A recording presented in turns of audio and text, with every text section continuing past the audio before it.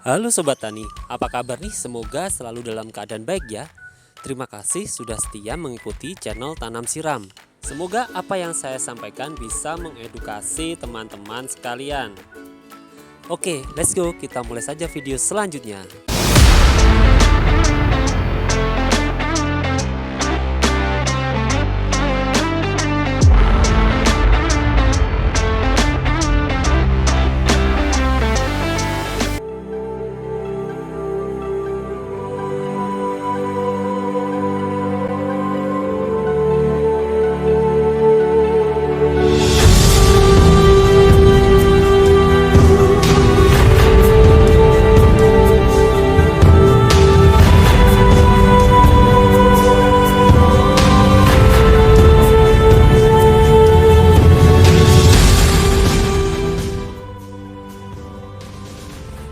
Oke Sobat Tani, kali ini saya akan membahas salah satu media tanam yang sering dipakai, yaitu sekam.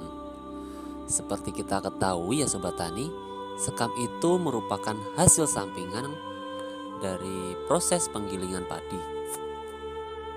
Dan biasanya sebelum digunakan, sekam ini dilakukan proses pembakaran yang akhirnya kita sebut sebagai arang sekam.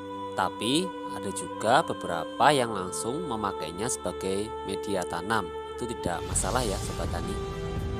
Akan tetapi perlu kita ketahui bahwa ketika sekam itu sudah dibakar, menurut referensi yang saya baca, dalam arang sekam itu mengandung unsur N sebesar 0,32%, fosfor 0,15%, dan unsur kalium 0,31%.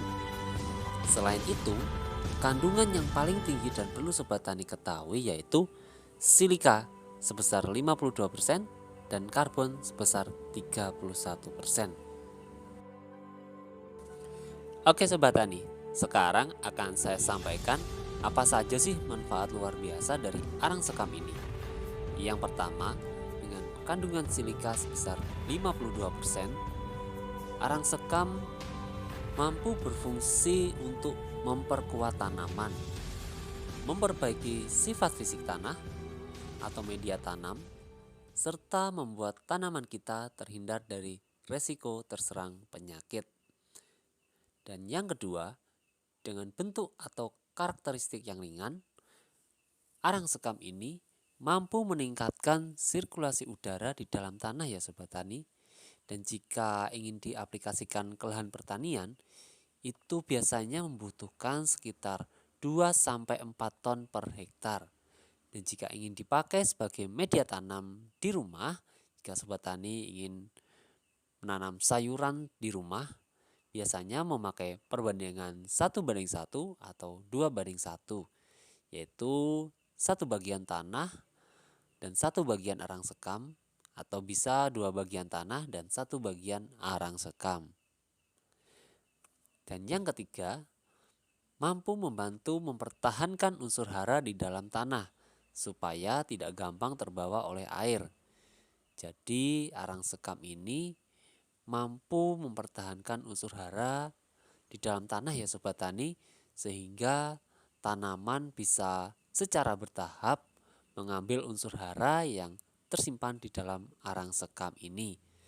Dan yang keempat, mampu membantu perakaran tanaman untuk bisa berkembang lebih baik karena arang sekam sendiri mampu meningkatkan kegemburan tanah yang tentu saja bisa memudahkan akar tanaman mencari sumber makanan. Jadi ketika tanah itu gembur, jadi akar-akar tanaman ini akan dengan mudah menembus tanah itu ya Sobat Tani ya. Jadi tidak terlalu kesusahan untuk mencari makanan atau unsur-unsur hara yang dibutuhkan oleh tanaman itu sendiri.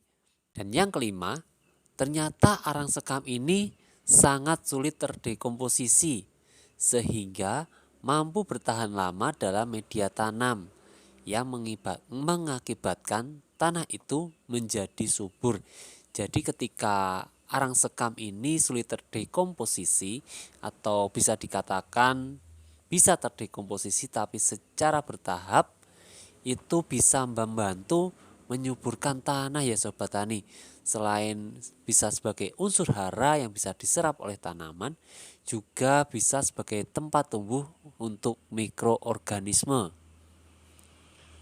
Dan yang keenam, yaitu mampu menaikkan pH tanah.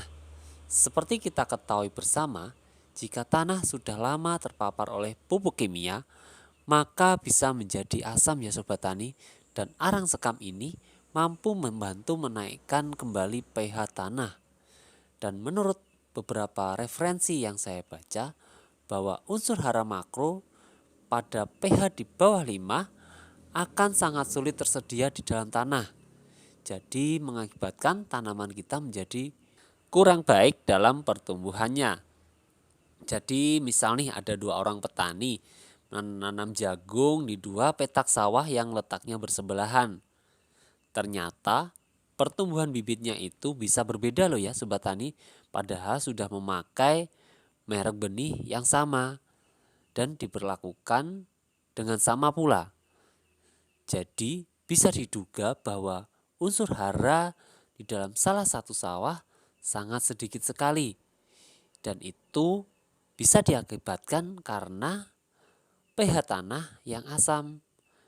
Jadi demikianlah beberapa manfaat dari arang sekam yang bisa saya sampaikan.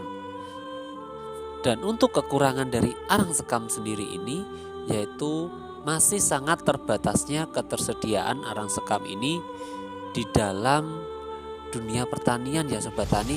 Di tempat saya ini untuk mendapatkan arang sekam itu harus antri. Bahkan untuk mendapatkan 2 karung saja harus mengantri ya lumayan lama lah Sobat Tani. Mungkin jika ada dari Sobat Tani sekalian yang daerahnya banyak lumbung padi, itu biasanya sangat mudah untuk mencari arang sekam. Karena untuk pengaplikasian ke lahan pertanian itu dibutuhkan arang sekam yang cukup banyak. Kalau misalnya hanya untuk berkebun di rumah saja, sekedar hobi, itu masih bisa didapatkan dengan cukup mudah ya Sobat Tani. Oke, sekian video kali ini. Semoga bermanfaat untuk Sobat Tani sekalian. Mohon maaf jika masih banyak kekurangan. Terima kasih sudah setia mengikuti perkembangan channel ini. Salam sehat dan jangan lupa komen, like, dan subscribe ya.